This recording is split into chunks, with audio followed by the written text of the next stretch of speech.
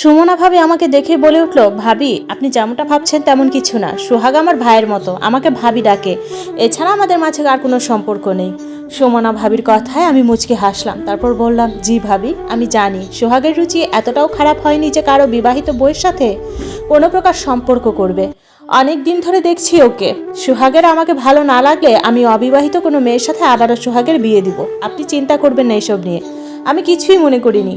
সুমনা ভাবির মুখটা মলিন হয়ে গেল। সোহাগ নির্বিকারভাবে দাঁড়িয়ে আছে, বাইরে হাসি মুখে থাকলেও আমার ভেতরটা কষ্টে ছেয়ে গেছে। তবুও নিজেকে সামলে দাঁড়িয়ে আছি। একান্ত আপন লোক ছাড়া কাউকে নিজের দুর্বলতা দেখাতে নেই, তাহলে আরও বেশি করে আঘাত করে। কথায় বলে না, নরম মাটিতে পা দিয়ে গভীরতা পরীক্ষা করে, অনেকটাই তেমনই। সোহাগের সাথে সুমনার কিছু আছে কিনা সঠিক জানি না, তবে থাকলে ওরা বুঝতে পারবে আমি অতটাও দুর্বল নই। সুমনা কোনো কথা না বলে চুপচাপ ছাদ থেকে নেমে চলে গেল। তারপর আমিও কাপড়গুলো নিয়ে ছাদ থেকে চলে আসতে যাব, এমন সময় বাম হাতে কারো স্পর্শ অনুভব হলো।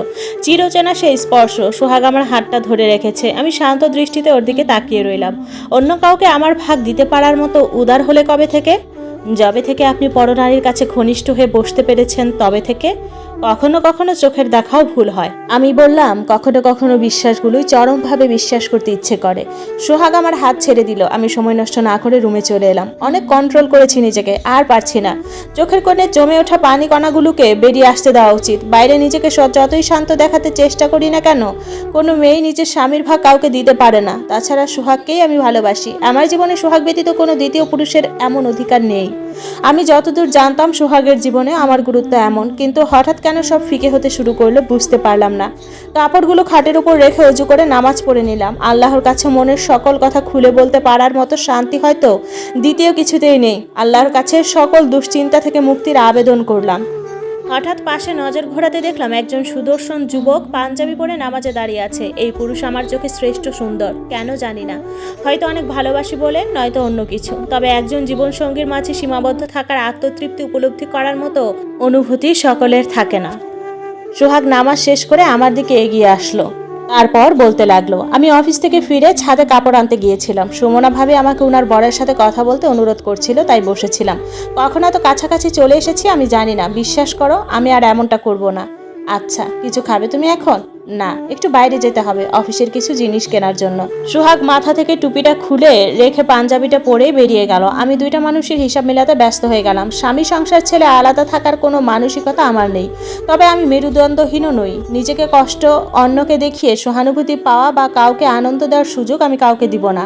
রান্নাঘরে আমার মোবাইল বেজে চলেছে। এখন কে কল দিতে পারে? তড়িঘড়ি করে রান্নাঘরে গিয়ে মোবাইলটা নিয়ে এলাম। শাশুড়ি মায়ের কল। ওনার সাথে আমার রোজই কথা হয়। কিছু সময় কথা বলে সারাদিনের না বলা কথাগুলো শেষ করি। কি বলতে কি বলবো ঠাই খুঁজে পাই না কখনো কখনো। পৃথিবীর যে কোনো সম্পর্কের সময় দেওয়া, ভালোবাসা, বিশ্বাস রাখা জরুরি, নয়তো দিন শেষে সব ঠুনকো হয়ে যায়। সোহাগের ফিরতে ফিরতে রাত 10টা বেজে গেল। 2 হাত ভরে কি সব জিনিসপত্র কিনে নিয়ে এসেছে। তারপর দুইজনে মিলে রাতের খাবার খেতে বসলাম। সোহাগ, আমি আমার ব্যবহারের জন্য দুঃখিত। সকালে ওভাবে বলা আমার উচিত হয়নি।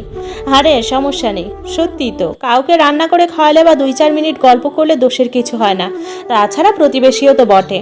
সোহাগ নিজের খাওয়ার দিকে মনোযোগ দিয়ে শুধু মাথা নাড়ল, তারপর আস্তে হুম বলে চুপ হয়ে রইল। 3 দিন পর আজ বাড়িতে গরুর গোশত রান্না হয়েছে। আমাদের 3 তলায় একটা ব্যাচেলর ছেলে থাকে, মালিকের আত্মীয় বলেই হয়তো থাকতে দিয়েছে। ওর জন্য একটা বাটিতে কয়েক টুকরো গোশত নিয়ে ঘর থেকে বের হব এমন সময় সোহাগ বলল, কোথায় যাচ্ছ বাটি নিয়ে?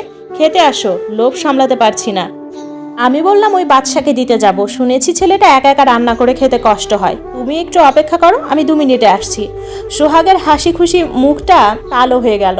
আমি মুচকি হেসে ঘর থেকে বের হয়ে গেলাম। এখন বুঝুক কেমন লাগে। সোহাগের সাথে জেদ করে বাটি নিয়ে চলে তো এলাম, কিন্তু একা একটা ছেলের বাসায় যেতে ইচ্ছে করছে না। হয়তো ছেলেটা আমাকে কিছু বলবে না, তবে আমার প্রতি তার কোনো এক অদৃশ্য মায়া জন্ম নেবে, যা আমি চাই না। সিঁড়ি দিয়ে উপরে উঠতে যাব এমন সময় দেখলাম মনির চাচা খেতে বসছে। তাহলে ওনাকেই দিয়ে আসি বরং। মনির চাচাকে খাবারটা দিয়ে আমি ঘরে ফিরে এলাম। ঘরে ফিরে দেখলাম সোহাগ মুখ ফুলিয়ে বসে আছে। আমি গিয়ে ওর সামনের চেয়ারে বসে পড়লাম। দোতলা থেকে 3 তলা যেতে 20 মিনিট সময় লাগে নাকি? জ্বলছে আগুন। একটু দাঁড়িয়ে গল্প করছিলাম আর কি। প্লেটটা এদিকে দাও তুমি। আমি হেসে হেসে কাজ করছি আর সোহাগ গম্ভীর হয়ে আমার দিকে বারবার তাকাচ্ছে। আমি নিজের মতো করে খাচ্ছি, ওর দিকে তেমন একটা খেয়াল করছি না। ইচ্ছে করে এমন করছি। জানো বাদশা আমাকে কথা বলার সুযোগ না দিয়ে সোহাগ বলল, বাদশাকে নিয়ে জানার ইচ্ছা মানে খেতে দাও আমাকে। সোহাগ সেদিন তেমন কিছুই খেতে পারলো না। ওর রিয়াকশন একটু বেশিই হচ্ছে, কারণ ওই বাদশা একদিন সোহাগকে ভুল করে বলে ফেলেছিল সে আমাকে পছন্দ করে, আমি সোহাগের বোন হই কিনা।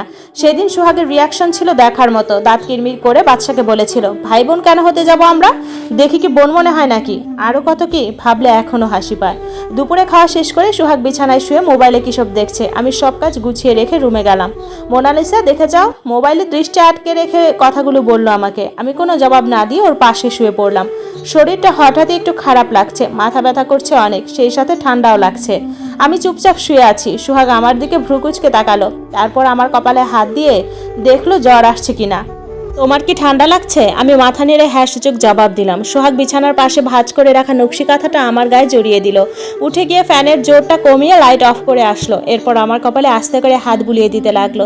এই মানুষ বদলে গেলে হয়তো আমি নিঃশেষ হয়ে যাব। আমাদের সম্পর্কটা হয়তো একটু নাটকীয়, সিনেমার মতো, তবে বাস্তব জীবনে এমন করতে পারলে সম্পর্ক খারাপ হবে না, বরং ভালোই থাকবে। প্রতিটা স্বামী স্ত্রী চায় তার জীবন সঙ্গী তার খেয়াল রাখুক। যারা বলে এমন সম্পর্কে বাস্তব হয় না, তারাও দিন শেষে এমন সম্পর্কের জন্য লোভী হয়ে থাকে। তবে অতিরিক্ত আশা না করাই ভালো।